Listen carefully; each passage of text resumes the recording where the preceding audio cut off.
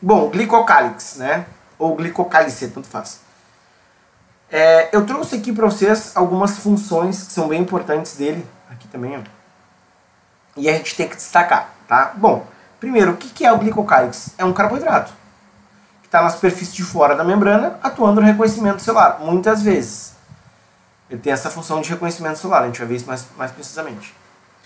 Pode ser um carboidrato ligado a um lipídio ou um carboidrato ligado a uma proteína, né? Eu gosto dessa palavrinha aqui, ó. Eu adoro ela. Ela para mim é a melhor que resume a função de um glicocálix. Ela vai atuar na compatibilidade entre tecidos, tá? Reconhecimento das células de um mesmo tecido, por exemplo, contato por aproximação ou inibição. O crescimento de uma população de células de um mesmo tecido é regulado pelo glicocálix no fenômeno que a gente chama de contato por inibição. Então vamos supor que tem um órgão crescendo do lado de um outro órgão, lá um órgão interno, um intestino grosso crescendo em volta do intestino delgado. Como é que as células do intestino grosso sabem que não podem crescer mais ou menos para o lado do intestino delgado?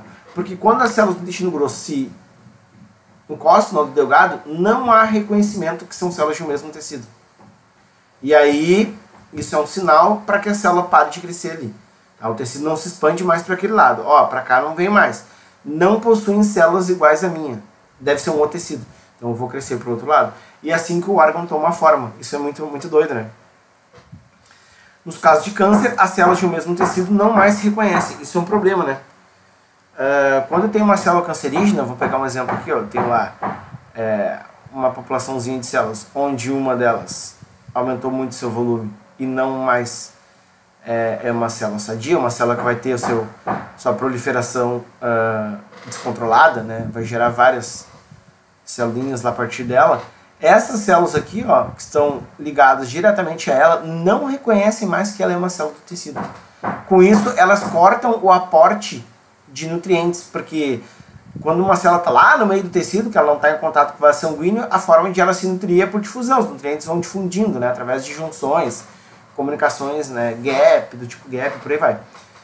Quando essas células aqui, que a gente vai chamar de célula 1 e 2, não reconhecem mais a célula cancerígena, elas cortam o aporte nutricional da célula cancerígena. E aí a célula cancerígena continua crescendo, só que falta nutriente. E aí a célula cancerígena tende a se expandir, né, em direção ao vaso sanguíneo. Se a gente tirasse, né, essa célula aqui, a gente ia ver uma coisa mais ou menos assim, ó. Tá? A gente ia ver uma coisa mais ou menos assim, ó. Aqui está a célula e aqui está, sei lá, as projeções que ela faz em direção aos vasos sanguíneos, tá? Ela emite isso aqui, ó, os que a gente chama de pseudópolis. Tá? E olha que doido isso aqui. Ó, se a gente fizer isso aqui, ó, ela lembra muito um caranguejo, que é o símbolo do câncer. Tá? Por que a gente diz que câncer? Por que a gente chama câncer de câncer? Porque através dessas prolongações, né, através dessas prolongações de membrana que ela envia buscando os vasos sanguíneos, quando a gente faz uma micrografia dela, no microscópio a gente vê algo parecido, algo que lembrasse o caranguejo, por isso câncer, que é o símbolo do caranguejo. Tá? Bom, funções, né? Uma que passa batido muitas vezes é a proteção mecânica da membrana. Então pensa que ela aqui é a membrana, tá? E a gente coloca várias molinhas para cima da membrana. Então qualquer coisa que venha se chocar, o glicocálix vai conferir esse amortecimento. Então proteção da membrana, tá? Ele também não deixa de ser um filtro, né? Em certos capilares sanguíneos no tecido correntivo, ajudando a controlar a entrada e saída de substâncias. Então, quando eu tô lá no capilar sanguíneo, tá? E eu tenho vários, aqui é a membrana das células, eu tenho vários lá, glicocalizinhos ali, ó, tá? Das células que estão lá. Aqui também. E aí tem coisas que tem que ficar por essa zona, que estão passando, né? Fluindo no sangue. Então, como se ele fosse uma rede que ficasse com o braço para fora, assim, ó, grudando coisas, tá?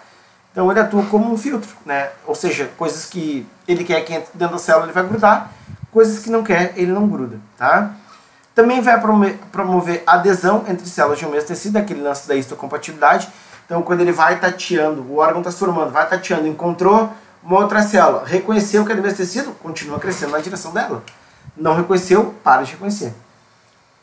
Né? E atuar nesse reconhecimento de inibição por contato. Então essas 4 funçõezinhas que eu dei para vocês Proteção mecânica, um filtro, adesão celular e reconhecimento podem aparecer na prova, tá? Cuidado com isso.